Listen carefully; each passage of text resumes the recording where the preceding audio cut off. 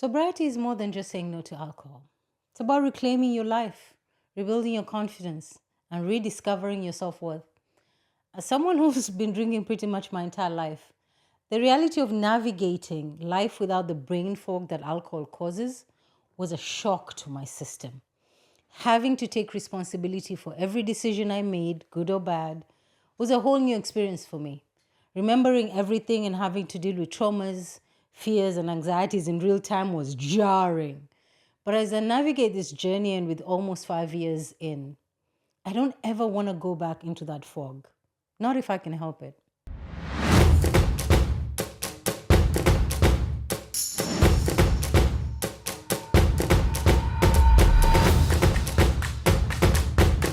Fellow wanderers, welcome back to your favorite channel, The Wandering Wanderer. If it's your first time joining us today, thank you for your time and welcome. If you are coming back to hang out with me and spend some time with me, thank you for your continuous support as we navigate and explore sobriety and alcohol addiction. Today, we're diving into a topic that's crucial for anyone navigating sobriety, and that is rebuilding your self-esteem. If you find this video helpful, be sure to like, subscribe, and share your thoughts in the comments below. Let's dive right into our episode today. I think the first step is we need to understand what self-esteem is. Before we give you tips and strategies, let's understand why it's so important, especially for those of us who are navigating sobriety. Self-esteem is essentially your overall sense of value and worth. It's how you perceive yourself, and it influences everything from your actions, your thoughts, your relationships, to your overall well-being. It affects how you handle challenges and take successes. It affects how you take something small as compliments or criticism and how you deal with them and how they end up affecting you. When you're struggling with addiction generally, and alcoholism in particular, self-esteem often takes a hit. You may feel guilt, shame, or a lack of confidence in yourself. When I was drunk, I was the most confident person in the room. And most of us are. I had some great conversation because I could let loose and have fun. When I got sober, I was a lot less sure of myself. Actually, when I was sober and not drinking, I was a lot less sure of myself, of who I was or who I wanted to be. When I began the sobriety journey, I wanted to hide even more, not feeling like feeling like I didn't want to be seen. Life's experiences had caused me to want to hide and not stick out, because if I didn't stand out, then it was all right. No one would know I was there. Over time, I have learned that that's not really true. Whether you stick out or not, the people who love you will love you, and the people who won't just won't. And I have learned the need to rebuild my self-esteem without the recreation that alcohol had me believing that I was, or had me thinking that I was. Rebuilding your self-esteem is not only possible, but it is a crucial step in recovery. It helps you stay motivated, resist relapse, and build a life that you can be proud of. Now that we have defined what self-esteem is and how important it is in our journey, let's go into step 2. And that is reframing the negative talk that's in your mind. One of the biggest challenges when rebuilding your self-esteem is overcoming that negative self-talk. It's that voice in your mind that tells you, you're not good enough. You can't do this. Who do you think you are? We all have it. But for those of us navigating sobriety, it can be especially loud because the drunk voice always tells you the exact opposite. When you're drunk is when you think, oh yes, I can dance. Oh yes, I can be president. Oh yes, I can say, I can do this speech. You can do anything when you're drunk, right? And when you're not, your brain is not used to it. And so those voices, the traumas that have been hiding in your mind, then, they just start talking a little louder because the alcohol had been drowning them the whole time. The first step in overcoming negative self-talk is recognizing when it happens. When you catch yourself talking negatively to yourself, I want you to ask yourself a question. If this was my friend and they came to me talking this way about themselves, what would I tell them? What would you tell them? I remember the first time my therapist asked me this question. I was telling her about something and she asked me, and I was beating myself up. I was self-critiquing myself. And she told me, okay, let me ask you a question. Imagine your best friend came to you with this situation. What would your answer to them be? And the truth of the matter is the answer was completely different when I imagined myself talking to someone I loved or someone I cared about or somebody who mattered to me. Because then I wanted the best for that person. When you start thinking of yourself and wanting the best for yourself, then you start recognizing that those negative voices are wrong about you. And so now I have had to learn to talk to myself a little bit differently. I have had many a time where I've used this question to pivot from what I initially was thinking or saying about myself. And it has really helped me. I'm not saying I have gotten to the point where I'm absolutely fantastic at it. I still have those times where I doubt myself, where I ask myself if I am good enough, if I am worthy enough. There are still those times, and I still need to catch myself. So here's an example. When something happens and you think, I'm messed up, I'm a failure, change that to reframe it. We call it reframing. Reframe it and do something like, or say something like, I made a mistake, but I'm learning and growing from it. Or maybe you ask yourself, how could I be so stupid? How did I make a decision like that? Remind yourself that I am human and I will err. This is part of my nature. I can learn from this and make better choices in the future.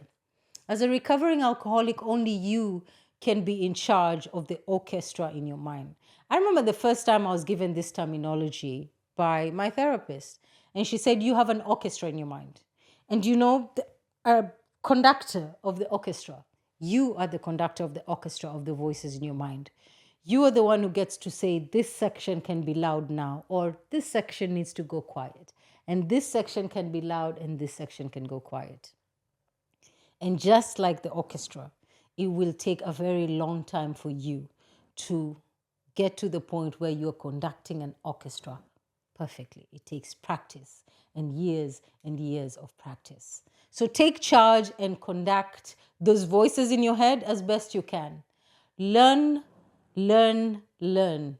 And as you begin to know better, as Maya Angelou says, do better.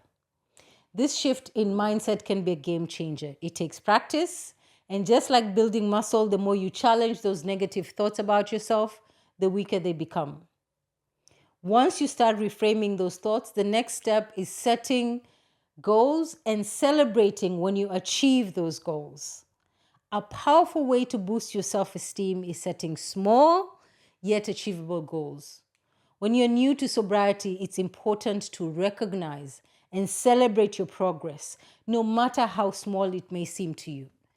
If you do, each day that you stay sober is worth celebrating. Celebrate yourself. Celebrate every milestone, because then it enables you to think and feel like you're accomplishing something, which gives you more motivation to keep going.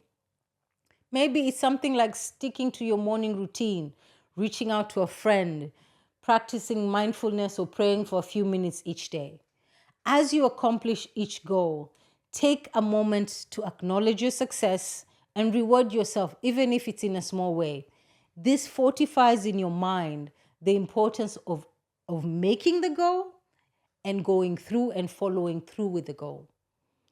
These small wins, they add up and they create a feedback loop in your brain, reinforcing your belief in yourself and your ability to stay sober. Remember, progress is progress, no matter the size. It doesn't have to be huge or major for you to celebrate it. Celebrate each day as it comes and each win as it comes. The next part that is important is to surround yourself with positive influences. The people you surround yourself with have significant impact on your self-esteem. In sobriety, it's important to create an environment that supports your growth and well-being. This might include the difficult decision of distancing yourself from people who are toxic or who are undermining your sobriety journey. And some may not be doing it with ill intent, but you still want to steer clear of those who try to undermine you or discourage you or make you the butt of their jokes. It might be friends or family who tell you you're no longer fun when you're sober, or try to get you to take one drink, or make you just make you the butt of their jokes at social events. If you can't cut them out from your life completely, limit your interaction with them so that you can maintain your peace of mind.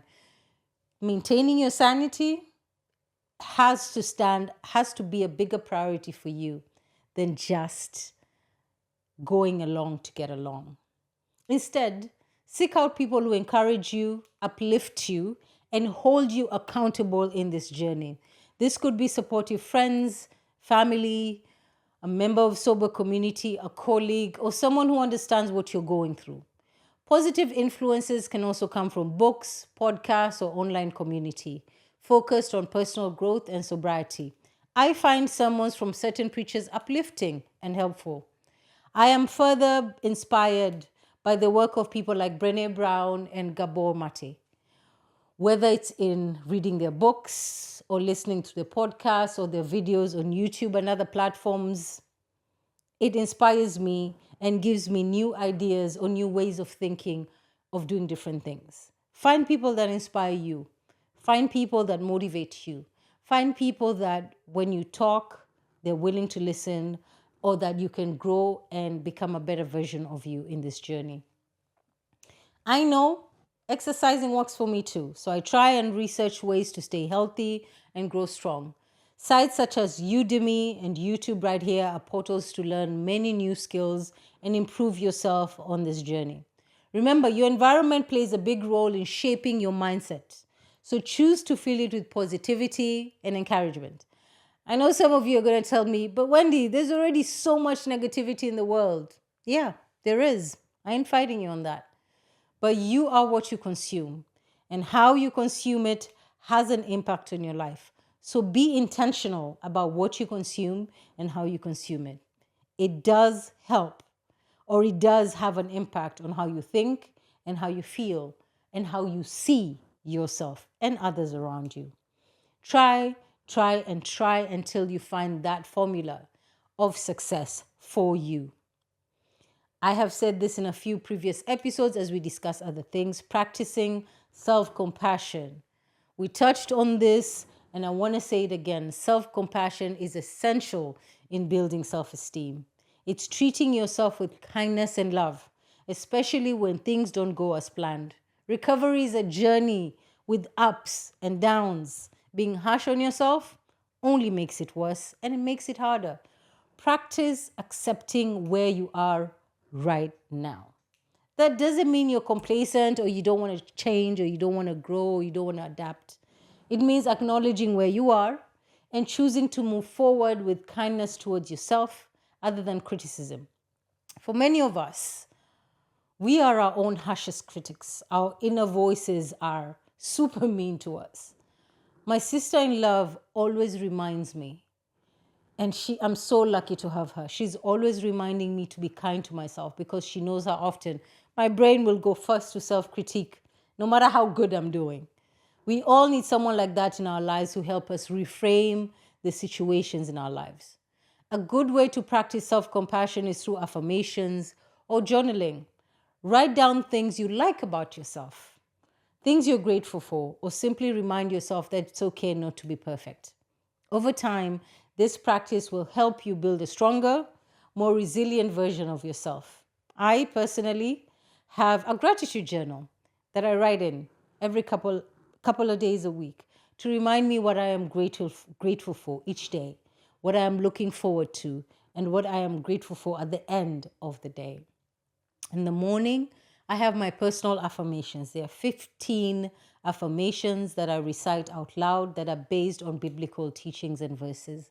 They help to ground me and start my day off right. Affirmations don't have to be religious. Just giving an example of myself. You can find so many different of affirmations right here on YouTube and on other platforms, and a lot of them are free. You can use them, and you don't have to pay copyright infringement or anything like that. Look through and do your research and find what works for you. If affirmations don't work for you, find out what works for you in terms of establishing your routines. The next part is to engage in activities that boost your confidence so that you can continue to rebuild your self-esteem. When you're in recovery, it's important to rediscover what you enjoy and what makes you feel good about yourself. Maybe it's picking up an old hobby you used to love. For me, that was discovering how much I love to read. I was a voracious reader growing up, and I think just with time, I sort of dropped that habit. So getting back and being intentional about wanting to read more often, and going back to dancing. I used to be super confident at dancing when I was drunk. And now I had to relearn that passion and love that I had to dance without needing alcohol to make me feel like I was a super break dancer, right? So taking dance classes was something I've done because there was, I love kizomba. I love how sensual it is and how beautiful it is. And so I started taking a few classes, and that just reminded me how much I love to dance. It might be for you trying something completely new. I decided to try studying online with places like Udemy and all these others where you can learn almost for free. Some people exercise in creative projects. Voila, I'm over here doing a YouTube channel because it's something I always wanted to do. For other people, it might be volunteering that gives them a sense of accomplishment and confidence. These will help you not just stay occupied, but remind you of your strengths and abilities. I find helping others fulfills me, and so giving up my time to volunteer for projects that are close to my heart helped me to realize how blessed I am and just how grateful I ought to be for where I am.